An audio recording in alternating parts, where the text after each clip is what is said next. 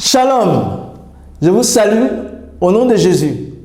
Soyez les bienvenus à notre programme Vérité et Réalité, 24e numéro. Que Dieu vous bénisse. C'est avec le concours de toutes les églises La Bonne Voie et notre collaborateur Radio GLC ainsi que la télé Royaume Vie Média, mais aussi avec l'intercession de mon épouse Maïmouna, la plus belle. Donc, Vérité et Réalité, 24e numéro, le sous-thème sera « Mohammed, le prophète de l'islam, n'a jamais existé ».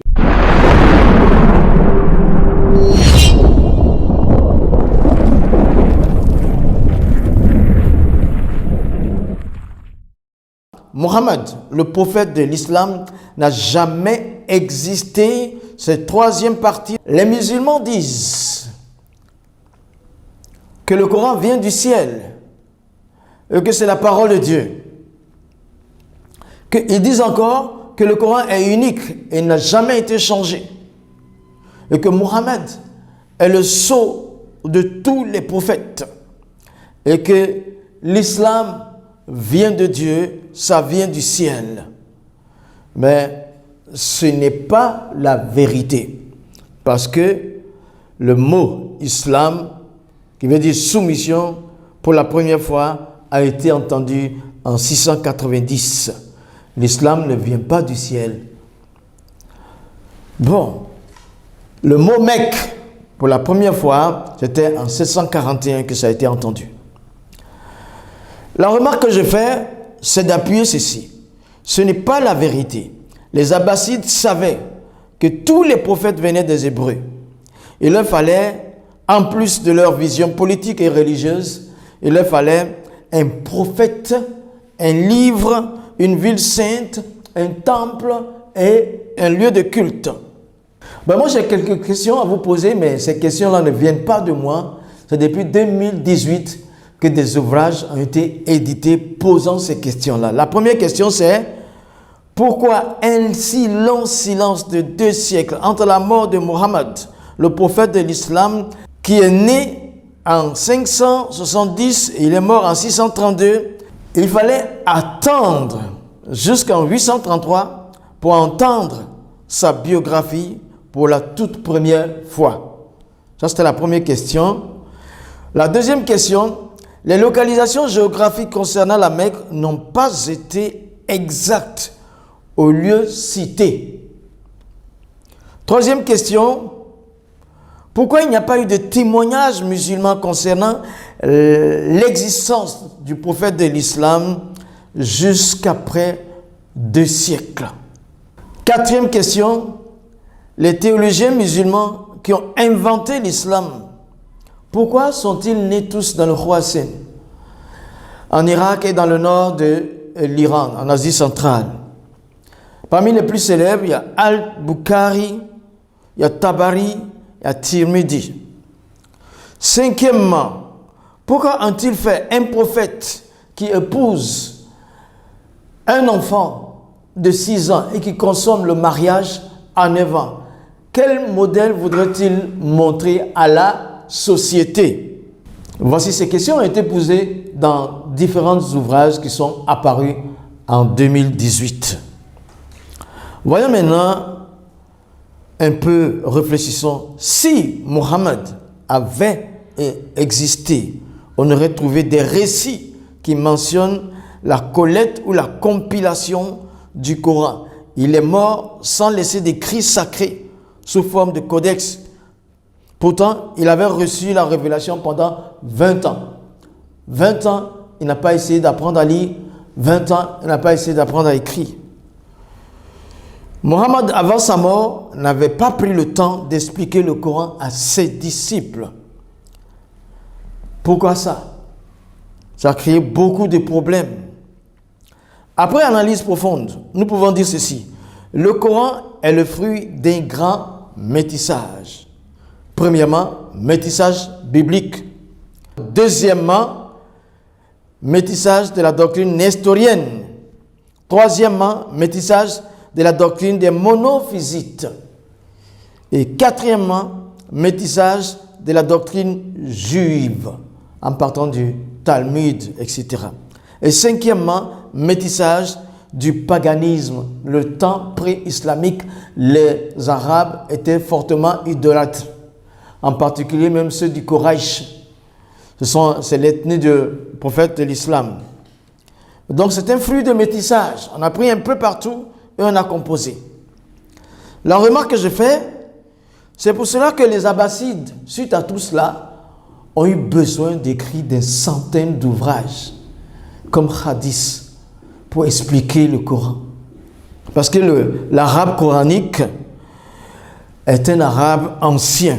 C'est un mélange d'arabe ancien, d'araméen, de syriaque et d'hébreu. Comment le Coran ne vient pas du ciel?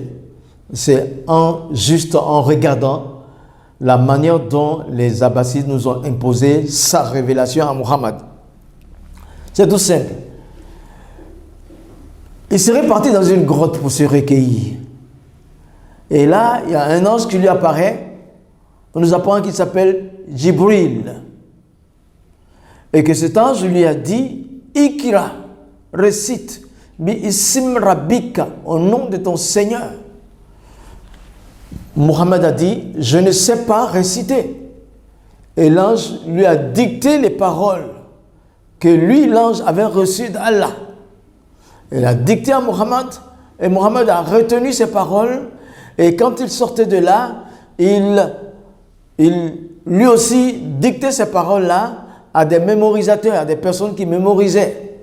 Il faut dire qu'en temps, il a eu la caution de sa femme Khadija, qui était une historienne, et de Waraka ibn Nafal, le cousin de Khadija, qui était aussi un historien. Donc, dans ce témoignage-là, dans ce témoignage de communication, en fait, je veux dire que normalement, il manque d'effectifs réels de présence qui puissent nous donner avec certitude que c'est la vérité. Parce que, il n'y avait pas de témoins. C'était un témoignage sans témoin. Mohammed uniquement recevait qui a vu l'ange qui lui a parlé. Et qui sait s'il a tout retenu. Et qui sait si lui a tout dicté. Et qui sait si les récitants, les mémorisateurs ont bien saisi plus tard, quand c'était écrit, qui sait comment ils ont écrit. Mohammed n'était plus là. Donc il y a un manque criard de témoignages véridiques, réels.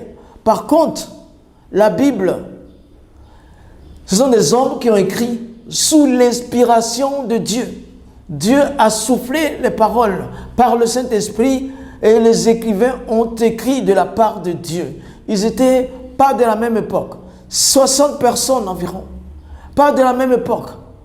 Pas de la même culture. Pas du même métier. Une soixantaine de personnes ont écrit sous l'inspiration du Saint-Esprit. Il y a au moins 59 témoins. Mohammed était seul pour le Coran, pour la révélation du Coran. Donc, ce n'est pas juste là déjà. Ce n'est pas la vérité. Bon, pourtant, le Coran suit sa propre recommandation. Dans la sourate 43, verset 4, la mère du livre est auprès d'Allah. Il dit que le Kitab, l'original du Coran, est auprès d'Allah. Deuxième, il dit, sourate 85, verset 22, le Coran est préservé sur la table auprès d'Allah. Donc, la même mère du livre est préservée sur la table auprès d'Allah. Au ciel là-bas, l'original auprès d'Allah, sur une table. Imaginez un peu un Dieu qui est assis avec une table à côté. C'est pas possible. Troisièmement, ils disent toujours, le Coran vient du ciel et sa révélation a été faite au prophète de l'islam, Muhammad, qui est le messager, qui fait le sceau de tous les prophètes.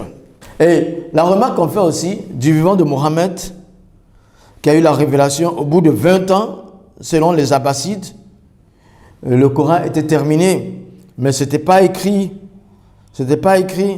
Alors, celui qui a été chargé de compiler pour la première fois, c'est Zaïd ibn Thabit. Il a fait écrire ce que les récitants ont dit sur des peaux d'animaux, sur des feuilles, sur du bois. C'est Bukhari qui dit ça dans Saïd Bukhari 6, 509. On a dû charger Othman qui fit la révision et la compilation. Le résultat qui est là, c'est que, premièrement, des versets sont perdus. Selon Ibn Abi Daoud, il y a eu des versets quand Othman faisait la compilation, on a constaté qu'il y a des versets qui sont perdus. Puis ça avait été écrit ici des peaux d'animaux, des choses comme ça. Deuxièmement, des versets ont été oubliés. Sahih Muslim 875, volume 2, 2286. Il a dit qu'il y a des versets qui ont été oubliés. Troisièmement, des versets effacés. Sahih Bukhari 870. Des versets effacés, qu'on avait écrit sur une peau d'animal qui s'est effacée, je ne sais pas. Quatrièmement, des versets qui ont disparu, on ne sait pas où ils sont allés, c'est des versets qui ont disparu. Ils étaient là, mais ils n'ont pas été trouvés là où ça devrait être. Sur quel support ça a disparu? Ça, c'est As-Suyuti, volume 5, 46. Cinquièmement, des versets changés. C'est Muwatta Imam Malik qui l'a dit. Muwatta Imam Malik. Ça a été changé. Des versets changés. Sixièmement, des versets modifiés. C'est Ibn Abi Daoud qui l'a dit. Des versets modifiés. Septièmement, des versets substitués. On prend un autre, on le remplace par un autre. Ça, c'est Sahih Bukhari, volume 6, livre 61, numéro 527. Des versets substitués à d'autres versets. Huitièmement, des versets mangés par des bêtes. C'est Ibn Majah qui le dit. Neuvièmement, des versets surévalués. Ibn Daoud. Je fais la remarque souvent, Dieu n'oublie pas. Dieu ne se trompe pas. Quand Dieu écrit, il ne peut pas avoir de disparition. Avec tout ça, est-ce que ça peut être la parole de Dieu? Tout ce qui a été annulé. Il y a des versets qui ont été carrément brûlés par Othman. Et ceux-là ne figurent pas dans les 114 chapitres que nous avons. Alors, je veux dire que ça ne peut pas être la parole de Dieu. Dieu ne se trompe pas. Dieu ne s'oublie pas et n'oublie rien. Dieu ne se substitue pas à lui-même. Dieu est Dieu. Et quand il parle, c'est sûr, c'est certain. Ça ne change pas. Ça ne change pas. C'est pourquoi j'ai deux références bibliques à lire, à vous montrer. C'est 2 Corinthiens, chapitre 4, versets 3 et 4. Et puis Apocalypse 22, verset 19. Si notre évangile est encore voilé, il est voilé pour ceux qui périssent, pour les incrédules dont le Dieu de ce siècle a aveuglé l'intelligence, afin qu'ils ne vissent pas briller la splendeur de l'évangile de la gloire de Christ, qui est l'image de Dieu. Et si quelqu'un retranche quelque chose des paroles du livre de cette prophétie, Dieu retranchera sa part de l'arbre de la vie et de la ville sainte décrit dans ce livre. Alors, ces versets-là, Apocalypse 22, 19, il déclare qu'il n'y a rien à ajouter, il n'y a rien à soustraire. 2 Corinthiens 4, versets 3 et 4, il nous annonce que l'évangile n'est pas voilé. S'il est voilé, c'est pour ceux qui périssent. Mon frère, ne péris pas derrière ce qui est changé, ce qui a été mangé par des bêtes, ce qui a été substitué, ce qui a été remplacé.